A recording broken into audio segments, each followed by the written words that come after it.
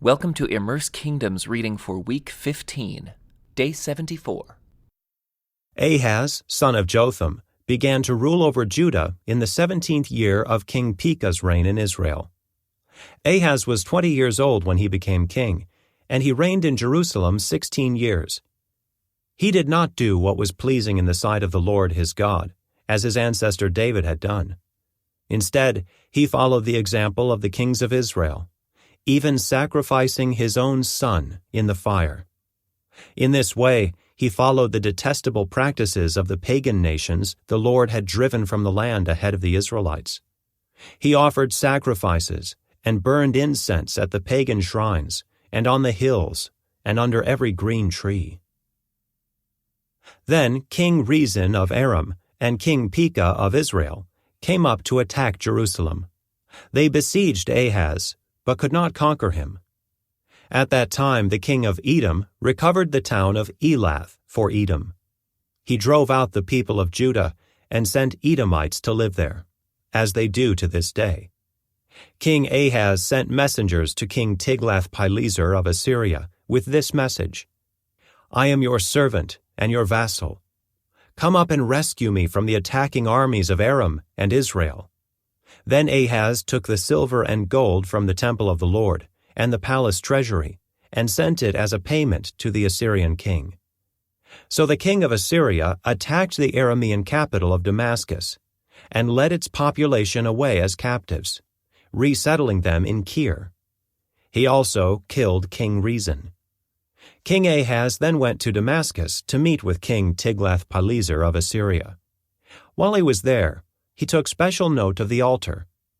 Then he sent a model of the altar to Uriah the priest, along with its design in full detail. Uriah followed the king's instructions and built an altar just like it, and it was ready before the king returned from Damascus. When the king returned, he inspected the altar and made offerings on it. He presented a burnt offering and a grain offering. He poured out a liquid offering, and he sprinkled the blood of peace offerings on the altar. Then King Ahaz removed the old bronze altar from its place in front of the Lord's temple, between the entrance and the new altar, and placed it on the north side of the new altar. He told Uriah the priest, "Use the new altar for the morning sacrifices of burnt offering, the evening grain offering, the king's burnt offering and grain offering, and the burnt offerings of all the people, as well as their grain offerings and liquid offerings. Sprinkle the blood from all the burnt offerings and sacrifices on the new altar. The bronze altar will be for my personal use only." Uriah the priest did just as King Ahaz commanded him. Then the king removed the side panels and basins from the portable water carts. He also removed the great bronze basin called the Sea from the backs of the bronze oxen and placed it on the stone pavement. In deference to the king of Assyria, he also removed the canopy that had been constructed inside the palace for use on the Sabbath day, as well as the king's outer entrance to the temple of the Lord. The rest of the events in Ahaz's reign and everything he did are recorded in the book of the history of the kings of Judah. When Ahaz died, he was buried with his ancestors in the city of David. Then his son, Hezekiah, became the next king. Hoshea, son of Elah, began to rule over Israel in the 12th year of King Ahaz's reign in Judah. He reigned in Samaria 9 years. He did what was evil in the Lord's sight, but not to the same extent as the kings of Israel who ruled before him. King Shalmaneser of Assyria attacked King Hoshea. So Hoshea was forced to pay heavy tribute to Assyria. But Hoshea stopped paying the annual tribute and conspired against the king of Assyria by asking King So of Egypt to help him shake free of Assyria's power. When the king of Assyria discovered this treachery, he seized Hoshea and put him in prison.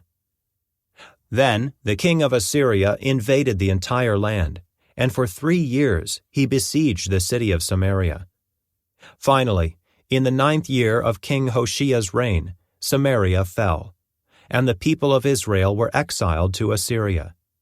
They were settled in colonies in Halah, along the banks of the Habor River in Gozan, and in the city of the Medes. This disaster came upon the people of Israel because they worshipped other gods. They sinned against the Lord their God, who had brought them safely out of Egypt, and had rescued them from the power of Pharaoh, the king of Egypt. They had followed the practices of the pagan nations the Lord had driven from the land ahead of them, as well as the practices the kings of Israel had introduced. The people of Israel had also secretly done many things that were not pleasing to the Lord their God.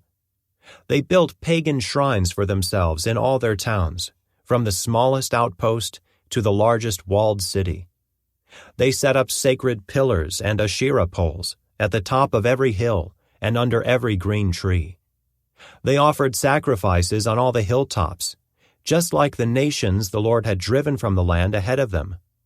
So the people of Israel had done many evil things, arousing the Lord's anger.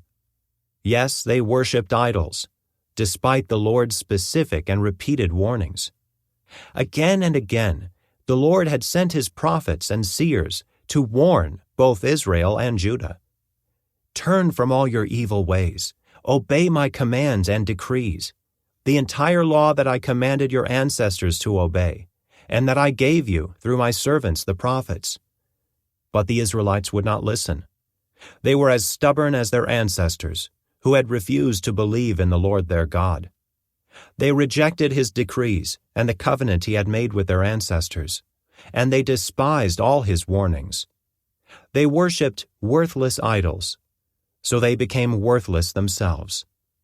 They followed the example of the nations around them, disobeying the Lord's command not to imitate them. They rejected all the commands of the Lord their God, and made 2 calves from metal. They set up an Asherah pole, and worshipped Baal and all the forces of heaven. They even sacrificed their own sons and daughters in the fire. They consulted fortune-tellers and practiced sorcery, and sold themselves to evil, arousing the Lord's anger. Because the Lord was very angry with Israel, he swept them away from his presence. Only the tribe of Judah remained in the land. But even the people of Judah refused to obey the commands of the Lord their God, for they followed the evil practices that Israel had introduced. The Lord rejected all the descendants of Israel. He punished them by handing them over to their attackers until he had banished Israel from his presence.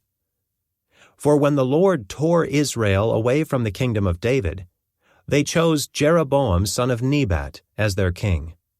But Jeroboam drew Israel away from following the Lord, and made them commit a great sin. And the people of Israel persisted in all the evil ways of Jeroboam. They did not turn from these sins until the Lord finally swept them away from his presence, just as all his prophets had warned. So Israel was exiled from their land to Assyria, where they remain to this day.